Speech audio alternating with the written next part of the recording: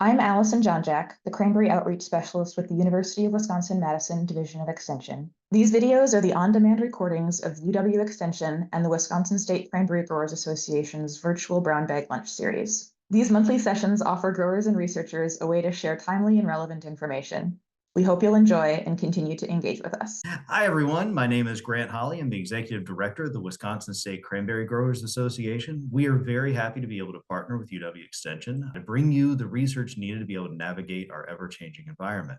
I'd like to thank all of our speakers today for their valuable time and leadership, the growers for joining us, and Allison for being the catalyst from which all of these sessions rely. Thank you so much.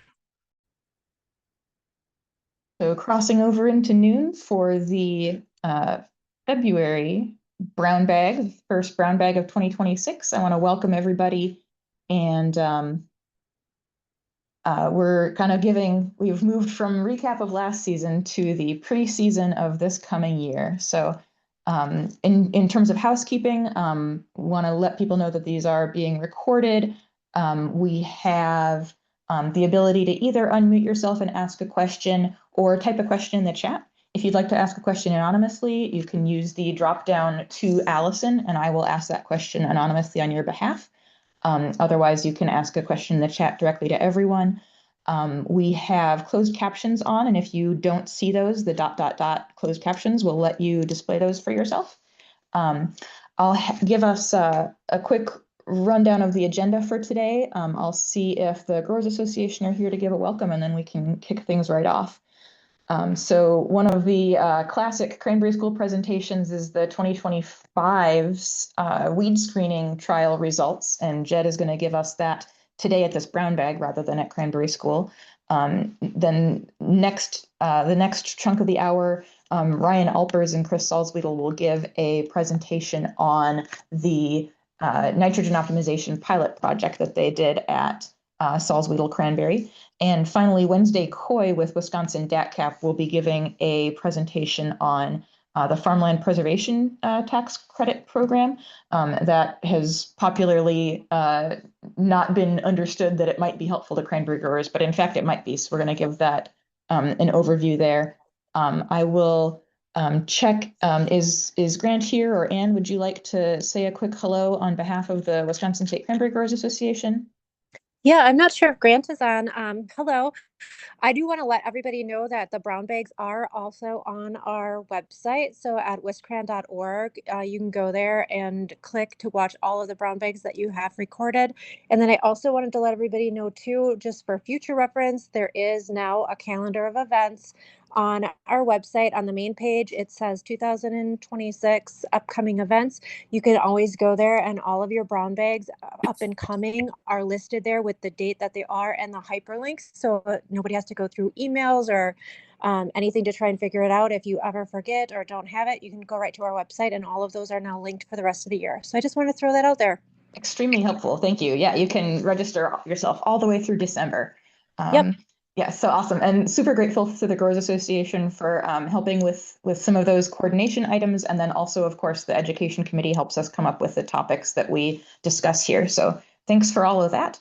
And then I think I will be then ready to hand over to Jed. I think the most popular question I got at Cranberry School, kind of in the halls between questions, even though I said Jed's out for surgery, where's Jed? Where's Jed's weed screening trials? So happy to be able to, at long last, the long-awaited Jed and his weed screening trials. Great, thanks, Allison.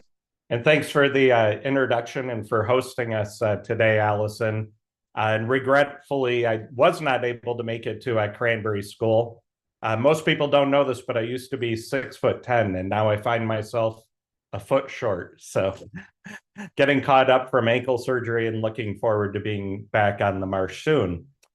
So my intention in our very short time together today is to give you an update on what we did in weed management research in the 2025 growing season.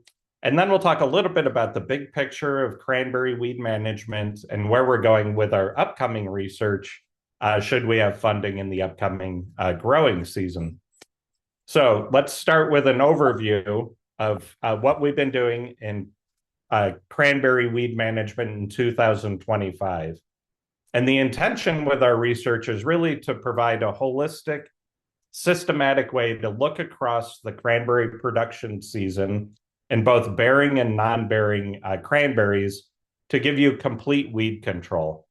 And to do that, we started with a post-harvest study that was actually sprayed in late 2024. This is an idea that came from and is appreciated from the grower community.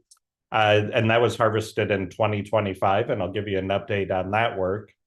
We had 2 pre-dormant bearing trials, one focused on the St. John's wort and some other species interloping in there, and one very focused on dewberry. We had a post-bloom full fruit set post-emergent herbicide study, as well as one in a new planting that we learned a lot from in this year.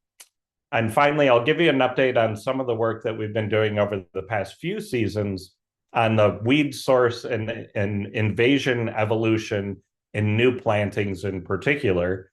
Again, under the idea that if we can establish them clean and weed-free, they're much easier to maintain over the life cycle of that planting in that state in a management or maintenance mode. So let's talk a little bit about our post-harvest herbicide evaluation. In this case, the herbicides are applied in November 2024, and we looked at Quinstar 4L, given that we, in the past couple of seasons, have had some expanded use with the MRL piece, and one experimental herbicide that we've been working with for several years now and are working to find the right fit in terms of time of use over the season. And interestingly, even though these are applied in November 2024, in our initial weed control evaluations in early spring 2025, we really didn't see much. But eventually, by July and August, as you'll see in a minute here, we did see some significant St. John's wort suppression with Quinstar. And I emphasize that because it really speaks to the need to be patient with Quinstar. I still get people asking, should I apply it as soon as I possibly can after the first application? Because it doesn't look like the first application did much. And then I typically hear from them a few months later with an indication that it looks a lot more promising than it did in the beginning.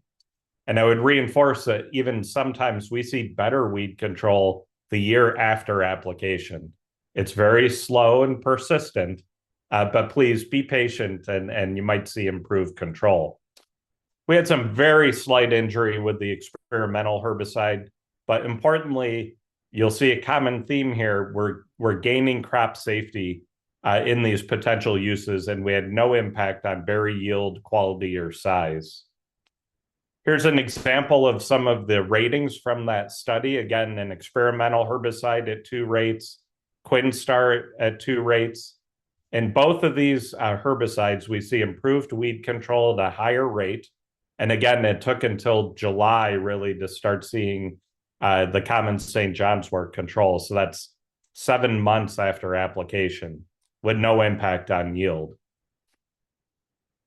We also looked at pre-dormant bearing herbicide applications. This would be our typical early May dormant application in cranberries. And we're looking at one experimental herbicide at 3 rates and one that's actually, this is another theme you're going to hear today, recently registered on cranberry as part of the berry crop grouping, but it was registered with never having any use on cranberries. It may have been used on some other berries like blueberries, but never on cranberries. And that one's awaiting state registration. Once that's complete, I will be telling you a lot more about this herbicide. This is one, this new coming herbicide is one where we're seeing some promise with St. John's wort suppression at least, and in some cases, pretty good control. This is one where one of the growers actually approached me as I went to the marsh to evaluate the plots and said, take me down there and tell me what you did in this block right here. because there isn't really any St. John's wort in it. And that's with this product that we're hoping will gain state registration soon. And we'll tell you a lot more about it and where we think it could be used. But again, another common theme that you're going to hear today throughout my presentation is that we're identifying a lot of herbicides that we're seeing some good crop safety in cranberry. We're feeling pretty comfortable from that standpoint, and that's the first step. If they're not safe on cranberries, there's no point to determine weed spectrum. Now we're at the stage of needing to know more about what they control. What are you shooting at? We're finding that a lot of these potential new herbicides don't give us complete control, but they may be a component in a tank mix with something we do in the future. We do that in a lot of the other crops that I work with, like potatoes.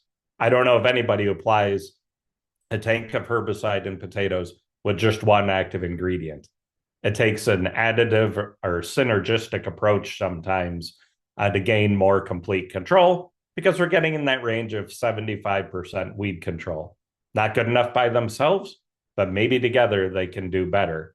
And that's what we're seeing with both of these herbicides. One that the registrant is supporting, and we're going to work with them in the upcoming season. And one, again, that was registered as part of this berry crop grouping. Moving on to dewberry, we had the exact same treatment list. And on a commercial marsh looking at dewberry, and I'll just say we did not have any silver bullets for sure. We had maybe some temporary dewberry suppression, but nothing to write home about. And I wouldn't buy the herbicide for that purpose. But it offered us a second chance to look at berry yield, quality, what happened at harvest. And again, no crop injury, no yield impact, no quality impact on the berries. So that was promising from that standpoint, but not from the dewberry control standpoint. And then let's move on quickly and look at our new planting trial. We had 4 herbicides at multiple rates of each. We also put in Quinstar 4L because the label isn't specific on new plantings. But with that said, we had good crop safety across the board with these products. Very slight injury with that one product that I introduced to you. It's a bleaching herbicide like Callisto. And you can see a little bit of these very bright pink new growing points on the bottom right of the picture. Very transient, temporary, like Callisto, no long-term impact. They've continued to establish.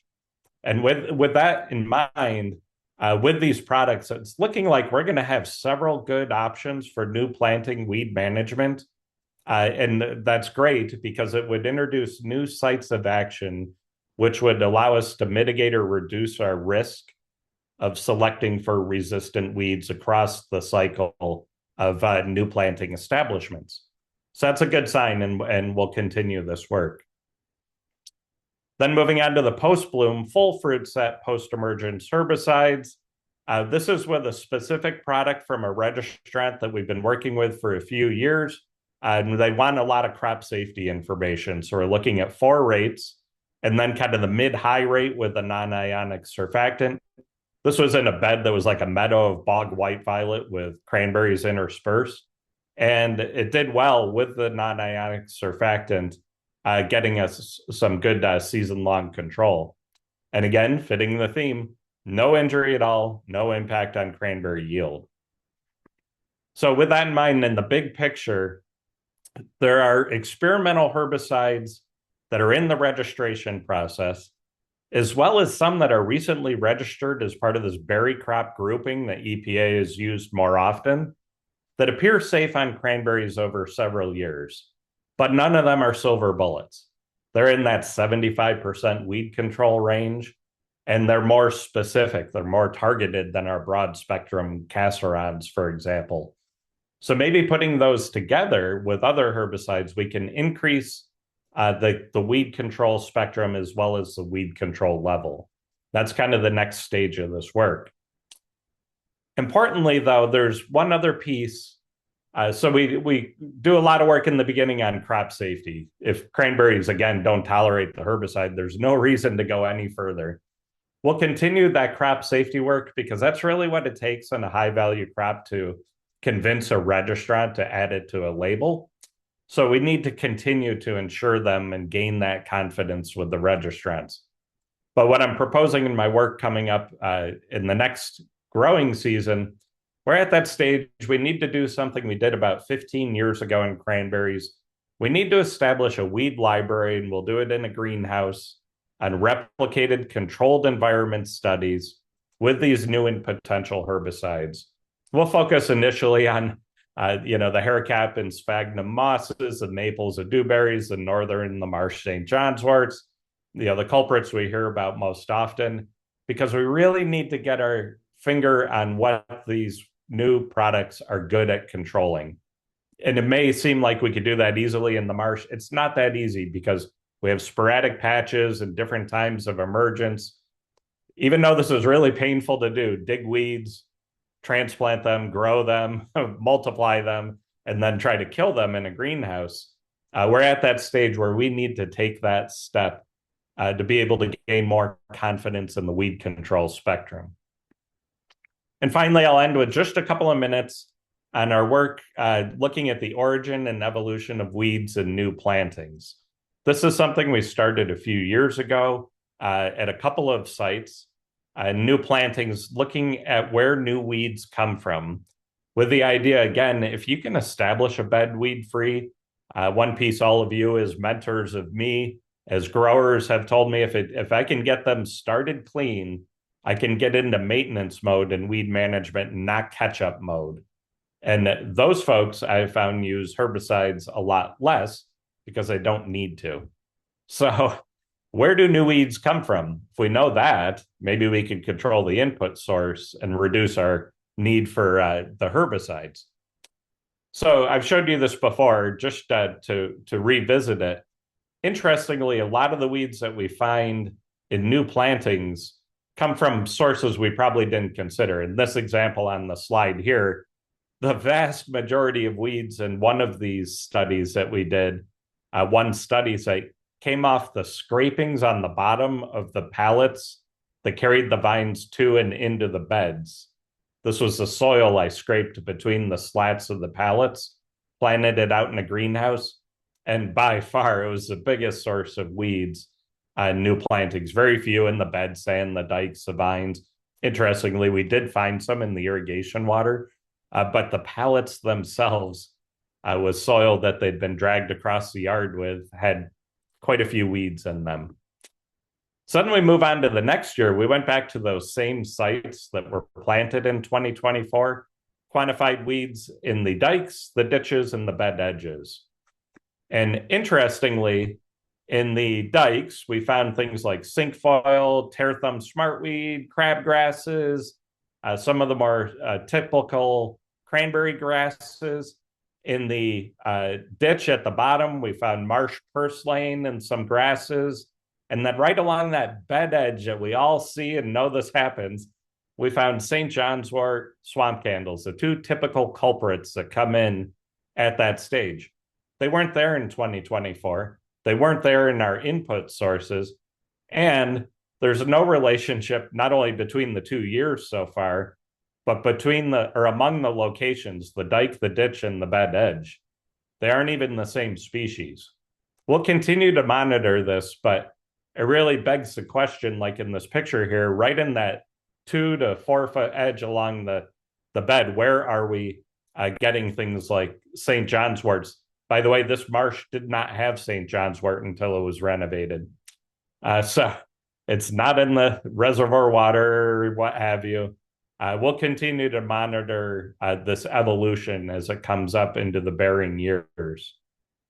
And with that, Allison, I think we're a little short on time. I'm right at my 15-minute mark, I believe. Yeah. But I'd ask if there is a question, if we have a minute. Yeah, I think we have a minute and a half for questions even, and I haven't seen any come in the chat yet, but either unmute yourself and ask a question or type one in the chat. Otherwise, I'll let you plug the Back to Basics course since I saw it up there. Whoops, yeah, I just got rid of it. Okay, good. Any other questions for Jed? I know that was an awful lot of information in a dense amount of time. That's usually a half-hour presentation at Cranberry School. So thanks for Right. being willing to compress it and still share everything with us. I think that renovation weed study is going to be really interesting stuff, as well as obviously all of the screening of new compounds. Yeah, and thanks for having me. And as always, thanks to the growers for your support of our work. Absolutely. Other than that, I want to give a large thank you to all of our presenters today. Thank you to Jed. Thank you to Ryan. Thank you to Chris for hosting and coming up with this idea. And thank you to Wednesday for sharing some farmland preservation tax credit info with us. Just some quick reminders about the March Brown Bag, the March Same webinar, the April mini clinic. Thursday, April 9th is the save the date for that. And then that March 13th deadline for the specialty crop farmers program. Any final words from anyone else? Otherwise, I'll go ahead and end our recording and hope that we'll have some more normal weather coming soon.